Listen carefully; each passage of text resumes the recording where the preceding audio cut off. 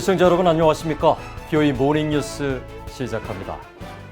말레이시아 정부가 북한의 단교 선언과 관련해 깊은 유감을 나타내고 쿠알라룸푸르 주재 북한 대사관 직원들에게 48시간 안에 철수할 것을 명령했습니다. 북한 정권은 앞서 말레이시아가 북한인 사업가를 불법 자금 세탁 등의 혐의로 미국에 인도한 데 대해 비난하며 외교관계 단절을 선언하고 미국에도 대가를 치를 것이라고 위협했습니다. 조상진 기자가 먼저 보도합니다. 말레이시아 외교부는 19일 북한인 사업가 문철명 씨를 미국에 인도한 것과 관련해 북한이 말레이시아와의 외교관계 단절을 선언한 이후 발표한 성명을 통해 북한의 단교 결정에 깊은 유감을 표한다고 밝혔습니다. 문철명 씨에 대한 인도 결정은 적법한 절차를 통해 이뤄졌으며 2019년 5월 14일 범죄인 인도법에 따라 발부된 체포영장에 따라 자금 세탁과 유엔 대북제재 위반 혐의로 체포됐다고 밝혔습니다. 또 문 씨가 2019년 1심 재판부터 지난해 10월 대법원 확정 판결까지 구금 기간 동안 법에 따른 변호인 접견권과 영사 조력 등 모든 권한을 보장했다며 범죄인 인도는 적법 절차가 모두 마무리된 후 이뤄진 조치라고 설명했습니다.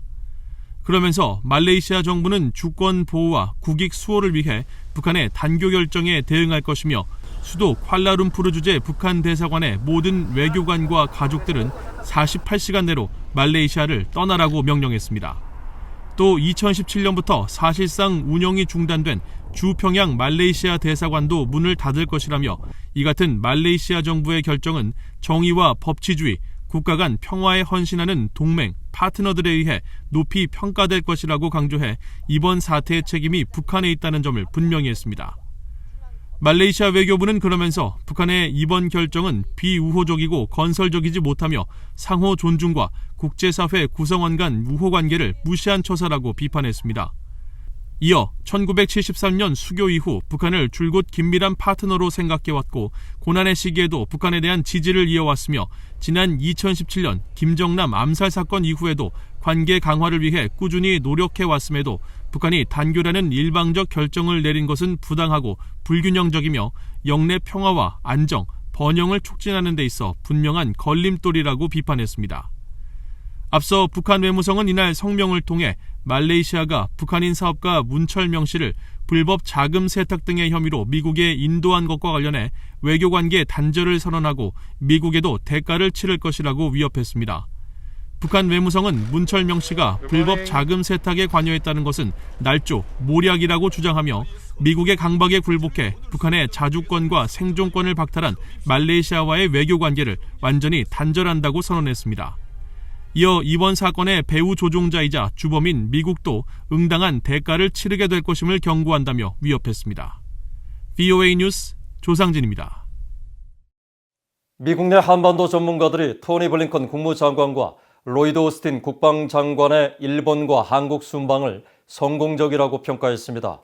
앞으로 펼칠 미국의 대아시아 정책에 초석을 마련했고 특히 북한에 대한 목표가 비핵화란 점을 분명히 했다고 평가했습니다. 조은정 기자입니다.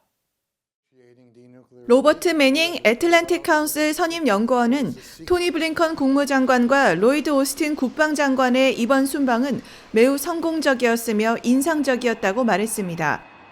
조 바이든 대통령을 비롯해 백악관 고위 당국자들이 지난 몇 년간 기고문을 통해 밝힌 외교 정책 구상, 대중국 구상을 실제 행동으로 옮기며 초석을 마련했다는 것입니다. I think it was quite successful and frankly impressive because this was their first effort to take a lot of ideas that have been circulating around among a lot of people, senior people that have written over the last several years, and to put it into practice. 패트릭 크로닌 허드슨 연구소 아시아 태평양 석좌는 이번 순방을 통해 미국은 고위급에서 아시아 지역에 다시 관여하는 노력을 기울였다며 동맹의 중요성을 강조하고 중국과 북한에 대해 강력한 외교의 위치에서 대응하겠다는 신호를 보냈다고 평가했습니다. Both joint statements in Tokyo and Seoul were strong reaffirmations of the alliance. Both are forward-looking statements, robust desire for commitment on the part of South Korea, on the part of Japan. 브루스 클링너 헤리티지 재단 선임 연구원은 바이든 행정부 외교안보수장의 아시아 순방의 목표는 인도 태평양 지역과 동맹의 중요성을 확인하고 북한과 중국이 제기하는 위협에 대응해 미한일 삼각공조의 필요성을 부각하는 것이었다고 평가했습니다. 그러면서 미국은 이번 순방을 통해 북한 비핵화가 최종 목표라는 점을 거듭 확인했다며 특히 트럼프 행정부 때는 한반도 비핵화라는 북한의 표현을 받아들였지만 바이든 행정부는 북한 비핵화라는 표현으로 되돌리고 있다고 분석했습니다. And the failure of the Trump administration to insist on more expansive language sort of, accepted the North Korean terminology in a way. So the Biden administration is pushing back. 로버트 아이논 전 국무부 비확산 군축 담당 특별보좌관은 이번 순방을 통해 북한과 다시 관여하고 싶다는 메시지를 보냈다며 상황이 진전될수록 미국이 북한의 일방적 무장 해제를 요구하는 것이 아니라는 점이 명확해질 것이라고 전망했습니다. When it states the formulation denuclearization of North Korea, what it's doing is expressing its view that the central issue to the United States is the North Korean nuclear issue. But that doesn't mean the United States is not prepared to address concerns by North Korea. 아이논 전 특보는 이어 최선희 북한 외무상 제1부상이 담화를 통해 대북 적대 정책이 철회돼야 대화가 이루어질 수 있다고 주장했지만 새로울 것이 없는 임시 변통적 성명이었고 북한은 바이든 정부의 대북 정책 검토가 끝날 때까지 관망하는 전략을 구사하고 있다고 분석했습니다. VOA 뉴스 조은정입니다. 블링컨 국무장관과 오스틴 국방장관 등 미국 관리들은 이번 한국 방문에서 한반도 비핵화 표현 대신 대부분 북한 비핵화란 표현을 사용했습니다. 그동안 한반도 비핵화라는 표현을 사용해 비핵화 주체에 대한 개념이 모호했었는데 전문가들은 비핵화 범위 제한에 대한 두 가지 표현의 의미를 분명히 하고 미양 간 이견이 없어야 한다고 지적했습니다. 안수영 기자입니다. 토니 블링컨 미국 국무장관은 17일 미얀 외교장관 회담 모두 발언을 통해 대북 정책 목표를 설명하면서 북한 비핵화를 강조했습니다. 전날 열린 일본과의 외교, 국방장관 회의에서 채택한 공동성명에서도 미일 양국은 북한의 완전한 비핵화에 대한 전념을 재확인했다면서 그동안 사용됐던 한반도 비핵화 대신 북한 비핵화 표현을 분명히 했습니다. 마크 피츠패트릭 국제전략문제연구소 워싱턴 소장은 한반도 비핵화라는 표현은 외교적 수사일 뿐 핵무기 없는 한국을 포함하는 것은 잘못된 것이라고 지적했습니다. 핵무기가 없는 한국을 비핵화 범위에 포함하는 것은 오도된 것이며 북한은 한반도 비핵화와 비슷한 미국의 해구산을 포함한 핵 위협을 제거하는 조선반도 비핵화를 쓰고 있다는 겁니다.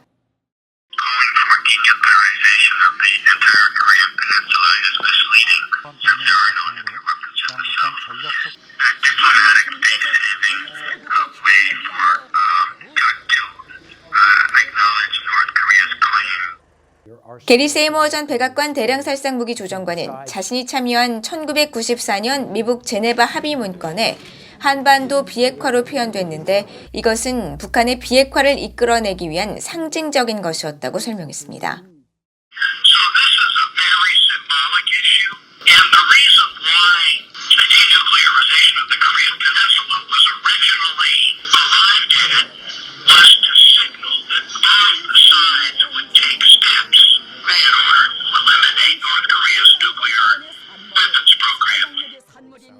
브루스 클링너 헤리티지 재단 선임연구원은 두 용어에 대한 논란은 북한이 무엇을 원하는지 방증한다고 말했습니다.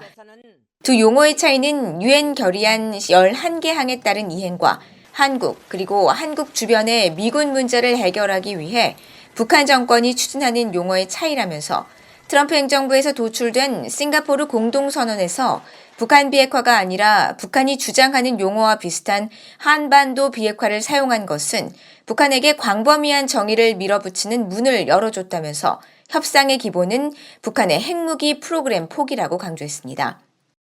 이런 가운데 한국의 정의용 외교부 장관은 2+2 회담 후 관련 사안에 대해 한국은 완전한 비핵화를 했기 때문에 북한도 비핵화를 같이 하자는 의도라면서 국제사회에서 북한의 비핵화보다 한반도 비핵화가 당당하게 요구할 수 있기 때문에 한반도 비핵화라는 표현이 더 올바른 표현이라고 주장했습니다. 워싱턴 내 한반도 전문가들은 비핵화 대상과 관련한 정의에 대해 미한 간 이견이 없어야 한다고 지적했습니다.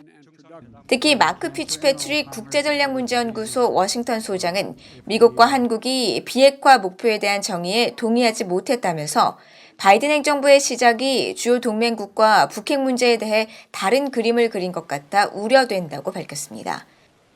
BOA 뉴스 안소영입니다. 조 바이든 행정부가 한국의 의견을 반영하면서 대북 정책을 검토하고 있으며 앞으로도 긴밀히 협력할 것이라고 성김 국무부 동아시아 태평양 담당 차관보 대행이 말했습니다. 성김 대행은 19일 서울 외교부 청사에서 노규덕 한국 외교부 한반도 평화교섭 본부장을 만나 대북 정책 검토 초기부터 우리는 긴밀히 협의해 왔다며 이같이 밝혔습니다. 이어 대북 정책의 포괄적 검토 과정에서 한국의 의견을 매우 중시하고 있다면서 정책 검토 완료에 앞서 몇 주 동안 긴밀히 협의하길 기대한다고 말했습니다. 성김 대행과 노 본부장은 이어진 고위급 회담에서 북한 문제 등을 협의했으며 한미 간 완전히 조율된 전략을 바탕으로 한반도 정세를 안정적으로 관리해 나가기로 했다고 한국 외교부는 밝혔습니다. 한국을 방문 중인 마크 네퍼 국무부 동아시아 태평양 한국 일본 담당 부차관보가 19일 고윤주 한국 외교부 북미국장과 만나 미얀 외교국장급 정례 협의체인 양자정책 대화 첫 회담을 가졌습니다. 미얀 외교국방장관 2+2 회담을 계기로 공식 출범한 양자정책대화 첫 회의에서 양측은 협의체 운영 방향과 북한 문제 등 양국 간의 주요 외교 현안에 대해 논의했으며 다음 회기를 올해 상반기 중에 개최키로 합의했다고 한국 외교부는 전했습니다. 네퍼 부차관보는 이날 화상으로 열린 기자간담회에서 미국의 적대정책 철회 없이는 미국과 대화하지 않겠다는 북한 당국의 최근 성명과 관련한 질문에 미국은 대북 정책 검토를 위해 동맹국들의 의견을 경청하는 게 더 중요하다고 답했습니다. 또 미일 공동성명에서 북한의 완전한 비핵화를 명시한 반면 미얀 공동성명에선 비핵화란 표현이 빠진 데 대한 질문엔 성명은 양국 간 협의 뒤에 발표하는 것이라며 회담에서 북한의 미사일 프로그램 문제와 중국 등 다양한 사안에 대해 심도 깊은 논의가 이뤄졌다고 설명했습니다. 북한의 사이버 해킹 조직이 신종 해킹 수법을 활용해 신종 코로나 바이러스 백신 관련 해킹 공격을 지속하고 있다고 국제 사이버 보안업체가 밝혔습니다. 이스라엘의 분부를 둔 체크포인트는 18일 발표한 2021 사이버 안보 보고서에서 신종 코로나 바이러스 백신과 치료제 개발 관련 기관과 업체들을 대상으로 한 북한 정권 산하 해킹 조직 라자루스의 사이버 공격이 증가하고 있다고 지적했습니다.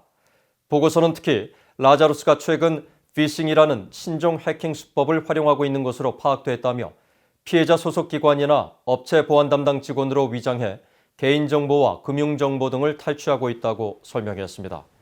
보고서는 또 라자루스가 최근 광범위하게 활용되는 인터넷 복수 인증 암호를 가짜 링크나 응용 프로그램을 활용해 탈취하고 피해자들의 계정을 해킹하고 있다며 개인들의 각별한 주의가 필요하다고 당부했습니다.